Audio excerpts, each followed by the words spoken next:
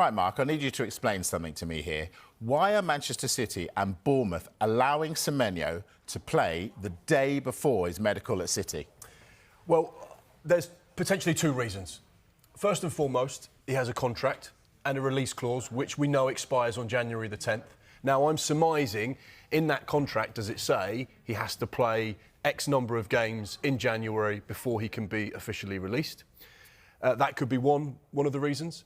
I don't know that, but I'm surmising that may be something to do with it, because Andoni has said throughout the course of the last 2-3 weeks, when there's been a lot of speculation about Antoine, he will be our player and he will play at the weekend, and he plays at the weekend. And then he says the same thing in the press conference the week after, and he plays again the week after. And he said last week... But it's a potential nightmare, that, isn't it? For everybody concerned. I also think it shows a lot about Antoine Semenyo, the respect he has for AFC Bournemouth, the respect he has for the fans, for the people that have enabled him to get to the position where he's now got the choice of clubs, and he's decided to go to a side that are serial winners.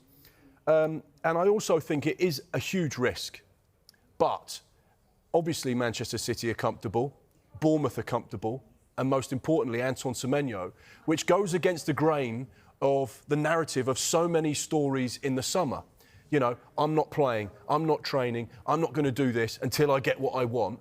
Antoine Semenyo, very much like Marc Guehi, has been the model professional, and he's continued to play and give everything for Bournemouth.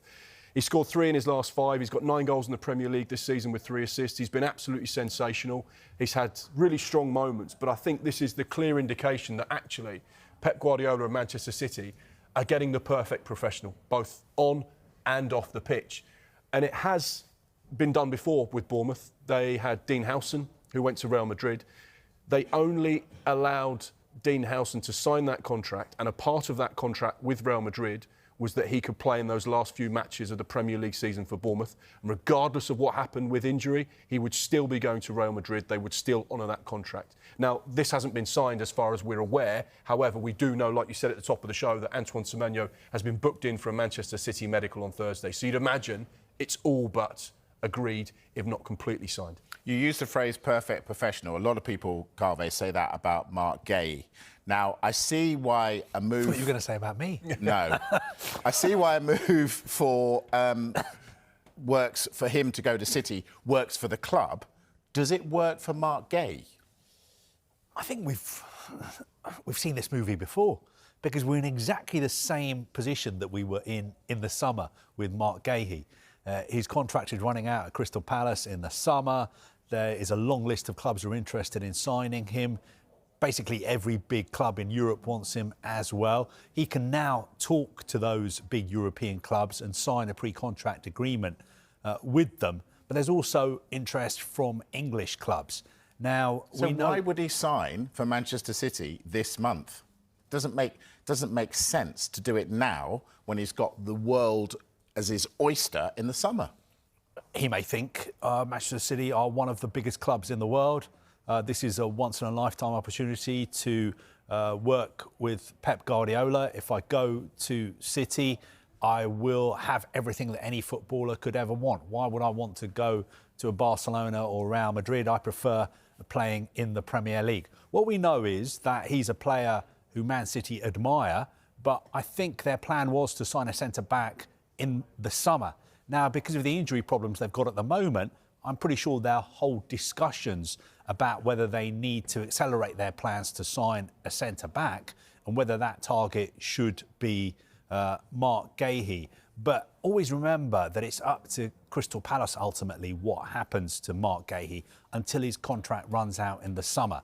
And Oliver Glasner is somebody who's got a big say in this. In the summer, he was not willing to let Glasner go unless Crystal Palace signed a replacement. And I don't think that situation has changed. And I also think some of the other clubs who are trying to sign him in the summer will also be trying to sign him again this month. Well, you mentioned Oliver Glasner. We spoke to him today. Manchester City are reportedly edging closer to signing AFC Bournemouth attacker Antoine Semenyo, who may have played his last game for the club. The 25-year-old versatile attacker has been in cracking form this season, scoring 9 goals and registering 3 assists in 19 Premier League games. The Ghana international started in Bournemouth's 3-2 loss against Arsenal, which could be his last game for the club as he is reportedly set to join Man City. The citizens, who could only secure a point against Chelsea in the 1-1 draw at home, have been regarded as front-runners to sign Semenyo for the past few weeks. Semenyo has been linked with several Premier League clubs, including Tottenham Hotspur, Liverpool, and Manchester United, but Pep Guardiola's side moved quickly to reach an agreement. Guardiola has previously refused to comment on whether City are close to signing Semenyo, who has a £65 million release clause in his contract, and the Cherries are powerless to stop him from leaving. According to journalist Ben Jacobs, Semenyo will undergo his Man City medical on Thursday the 8th of January, and an agreement in principle is already in place. Man City will face Brighton and Hove Albion in the Premier League next on Wednesday night, and Semenyo will not be registered by that time. Bournemouth are winless in their last 11 games in the Premier League, but Cherries boss Andoni Iraola could be without his star player for the home game against Tottenham. Guardiola already has a wealth of attacking options in the form of Jeremy Doku, Bernardo Silva, Ryan Cherki, Savinho, Oscar Bob, Omar Marmoush and Phil Foden, and Semenyo will add more depth to the side. However, one or two players could be allowed to move on to make room for new additions, and at this stage, Bob looks likely to leave, amid reported serious interest from Borussia Dortmund.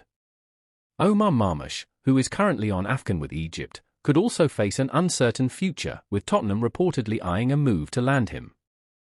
Antoine Semenyo is set for a medical at Manchester City hours after playing one final time for Bournemouth. The £65 million forward will feature for the Cherries when they host Tottenham on Wednesday night and then travel north the next morning to complete a deal. Semenyo is scheduled to undergo medical testing on Thursday and could be in line to make his City debut in the FA Cup against Exeter City at the weekend. The Ghana international has 9 Premier League goals to his name already this season and will offer Pep Guardiola additional attacking impetus as they attempt to topple leaders Arsenal in the title race. Liverpool had retained an interest in Semenyo, whose move will pocket former club Bristol City around 11M, but City pressed ahead to secure his signature early in January. City winger Oscar Bob is wanted by Borussia Dortmund and other sides across Europe, while Guardiola's defensive crisis has seen the club intensify interest in Crystal Palace's Marc Guehi. City have made contact over a possible deal for the central defender after Josko Gvardiol broke his leg and Ruben Dias suffered a hamstring injury that will keep him out for up to 6 weeks. Manchester City are weighing whether to accelerate long-term recruitment plans following the injury to Josko Gvardiol. Internal discussions are expected on whether to enter the market this month for a centre-back, rather than waiting until the summer, according to Sky Sports. Marc Guehi has been on City's radar for some time and remains a player of sustained interest.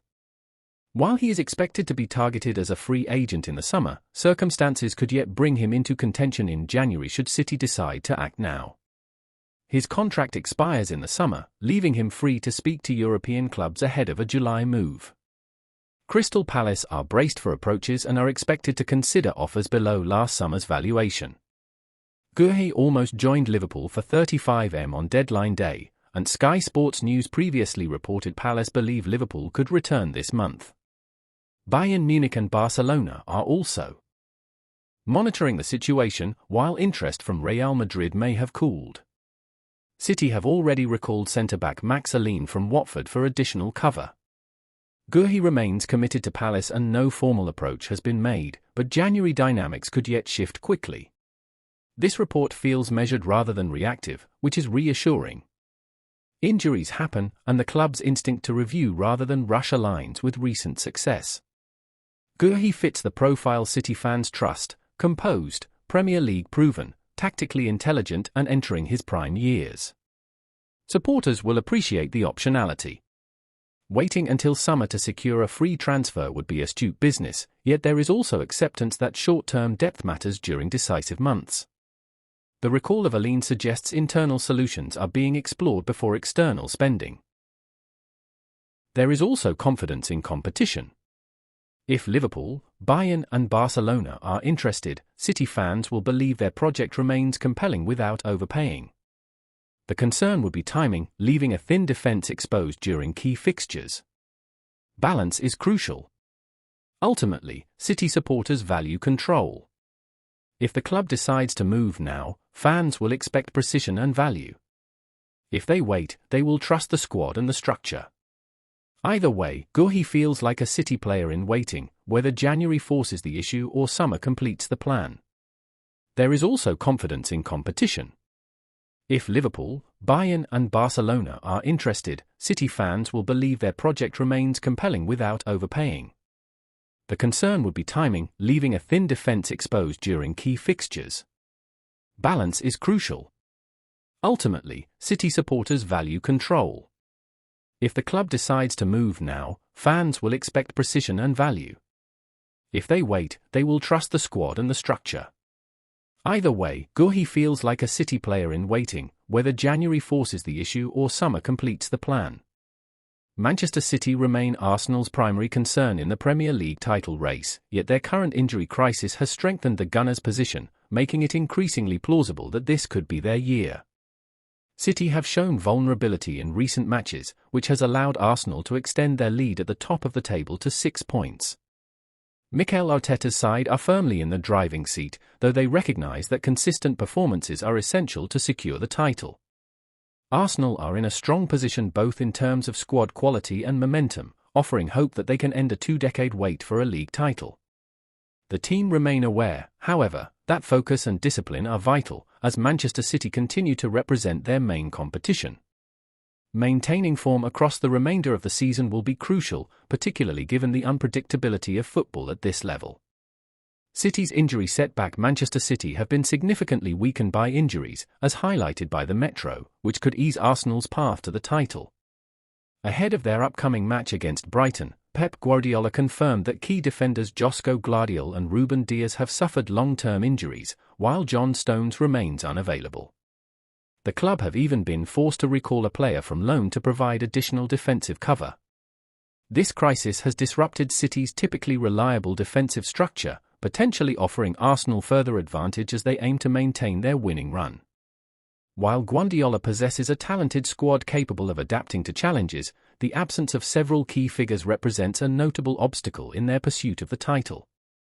Arsenal are aware that their lead provides both an opportunity and a responsibility.